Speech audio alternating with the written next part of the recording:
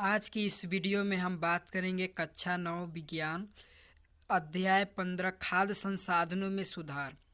आज इसके अभ्यास के सभी प्रश्नों का उत्तर देने में प्रयास किया हूँ। तो चलिए क्वेश्चन पर चलते हैं।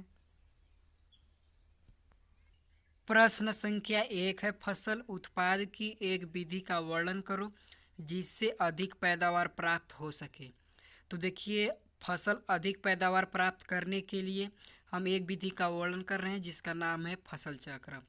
तो देखिए, फसल चक्र में होता क्या है कि किसी खेत में विभिन्न प्रकार की फसलें उगाई जाती है, यानी कि एक फसल कटने के बाद दूसरी फसल लगाई जाती है, और एक फसल कटने के बाद दूसरी फसल लगाने के लिए उस खेत के नमी और सिंचाई की निर्भर करता है कि वो नमी और सिंचाई कैसा है। यदि फसल चक्र में उचित ढंग से अपनाया जाए तो वर्ष में 2-3 फसलों का अच्छा उत्पादन किया जा सकता है, जिससे हमारा पैदावार भी अधिक प्राप्त हो सकेगा। तो इस प्रकार हम दूसरे क्वेश्चन पर चलते हैं। प्रश्न संख्या 2 है, खेतों में खाद तथा उर्वरक का उपयोग क्यों करते हैं। तो उत्तर होगा, खेतों में खाद तथा उर्वरक का उपयोग करने पर जो मिट्टी के उर्वरता होती है वह बढ़ जाती है, जिससे कि फसल के उत्पादकता में भी वृद्धि हो जाती है। क्योंकि जब खाद और उर्वरक का उपयोग हम नहीं करते हैं तो उसमें पोषक तत्वों की कमी के कारण पौधा के जो शारीरिक प्रक्रिया होती है और जो उसमें रोग के प्रति प्रवृत्ति होता है उस पर प्रभाव बहुत डालती है। तो इसलिए हम उर्वरक का उपयोग करते हैं, और उर्वरक का उपयोग करने पर मिट्टी के वांछित पोषकों की पूर्ति हो जाती है, जिससे हमारा उत्पादन जो होता है वो अधिक होता है। नेक्स्ट क्वेश्चन पर चलते हैं। प्रश्न संख्या 3 है, अंतरा फसलीकरण तथा फसल चक्र के क्या लाभ हैं। तो देखिए, सबसे पहले अंतरा फसलीकरण और फसल चक्र जान लेते हैं क्या होता है। तो देखिए, अंतरा फसलीकरण इसमें 2 या 3 फसलों को एक ही खेत में एक साथ निर्दिष्ट पैटर्न पर उगाते हैं, जिसे हम लोग अंतरा फसलीकरण कहते हैं। और अंतरा फसलीकरण से निम्नलिखित लाभ होते हैं, जिसमें पहला है मिट्टी की जो उर्वरता होती है वो बरकरार रहती है, और इसमें पीड़क व रोगों को एक प्रकार की फसल के सभी फसलों में यानी कि सभी पौधों में फैलने से रोका जा सकता है। और तीसरा जो है, 2 विभिन्न प्रकार की फसल आसानी से बोई या काटी जा सकती है, और प्रति इकाई क्षेत्रफल में उत्पादन अधिक होता है क्योंकि इसमें जो मिट्टी की उर्वरता होती है वो बढ़ती है। और अंतरा फसलीकरण में श्रम तथा समय की बचत होती है और मृदा अपरदन नहीं होता है। अब जान लेते हैं फसल चक्र क्या होता है। फसल चक्र वे होता है जो देखिए क्रमवार पूर्व नियोजित के अनुसार किसी खेत में विभिन्न प्रकार की फसलें उगाई जाती है, यानी कि एक फसल कट जाने के बाद दूसरी फसल लगाई जाती है। इसे हम लोग कहते हैं फसल चक्र। और फसल चक्र के लाभ होते हैं, इससे जो मिट्टी की उर्वरता होती है वो भी बढ़ती है, और मिट्टी में किसी खास प्रकार के पोषक तत्वों की कमी नहीं होती है। जैसे कि आप मान लीजिए दलहनी फसलें जैसे चना हो गया, मटर हो गया, अरहर हो गया, इस प्रकार से बोएंगे तो आपका नाइट्रोजन में वृद्धि होगा।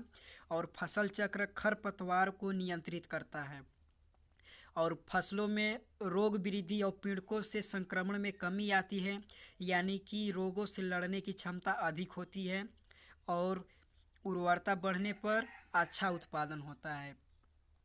तो इस प्रकार फसल चक्र और अंतरा फसलीकरण दोनों के लाभ इस प्रकार हुए।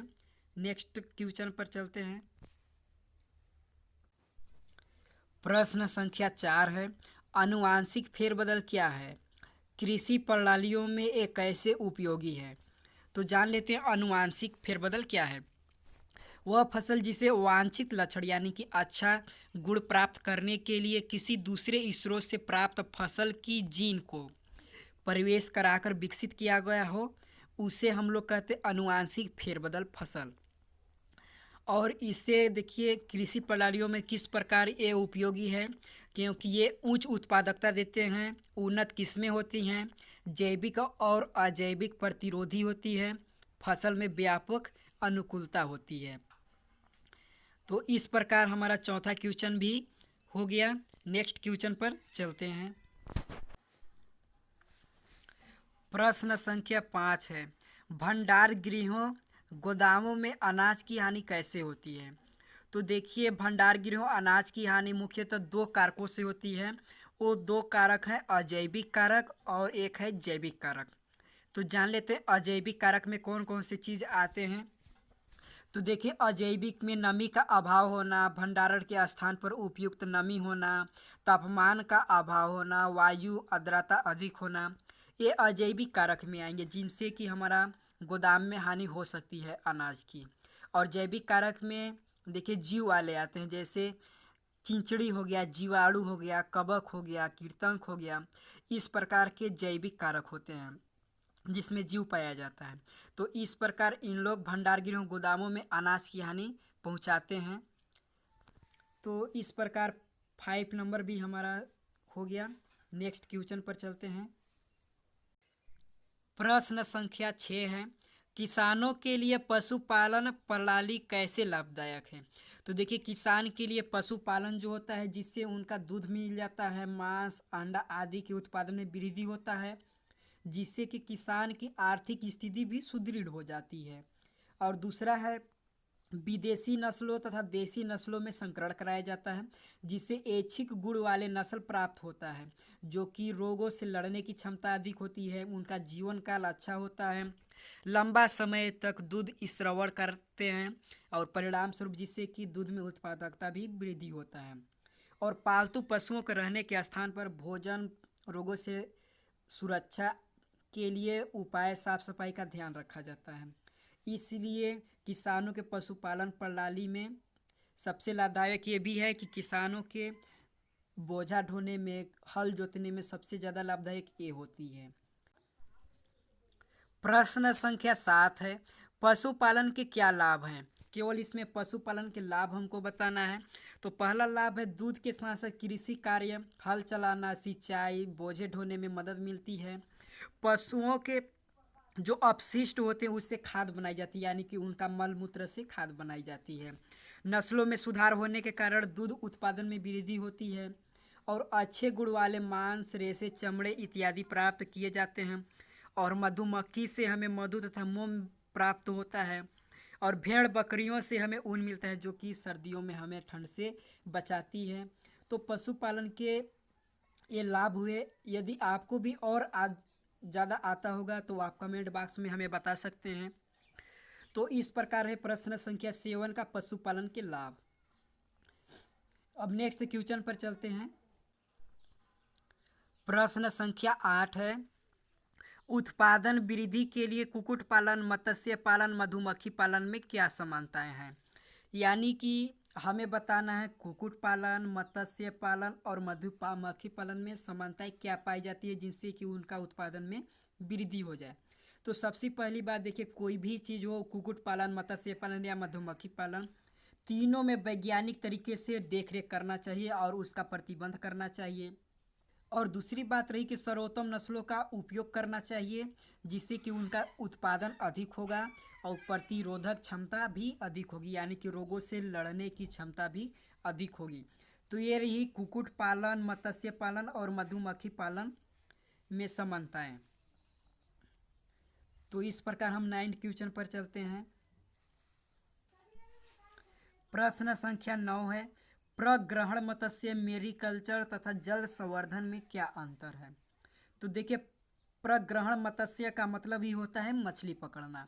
तो देखिए, ताज़ा जल या प्राकृतिक जल जैसे स्रोतों से मछली पकड़ना ही प्रग्रहण मत्स्य कहलाता है। यदि हम इस प्रकार के जल स्रोत की बात कहें तो तालाब, नदी, पोखर, लैगून, झील, समुद्र, महासागर इत्यादि आते हैं। अब देख लेते हैं मेरीकल्चर क्या होता है। तो देखिए, कुछ आर्थिक महत्व वाली जो समुद्री मछलियाँ होती हैं, समुद्र जल में संवर्धन कराया जाता है, जिसे कि हम लोग मेरीकल्चर उसे ही कहते हैं। और इनमें जो मछलियाँ होती हैं, मुलेट, भेटकी, स्पर्श स्लॉट होती है, कवचिये जैसी मछलियाँ, झींगा इत्यादि आते हैं। और इसी प्रकार का जस्ट है जल संवर्धन। इसमें ताज़ा जल और समुद्री जल को दोनों का संवर्धन किया जाता है, जिसे एक मेरीकल्चर का ही रूप इसमें दिया गया है। तो इस प्रकार प्रग्रहण मत्स्यन, मेरीकल्चर और जल संवर्धन में अंतर इस प्रकार है।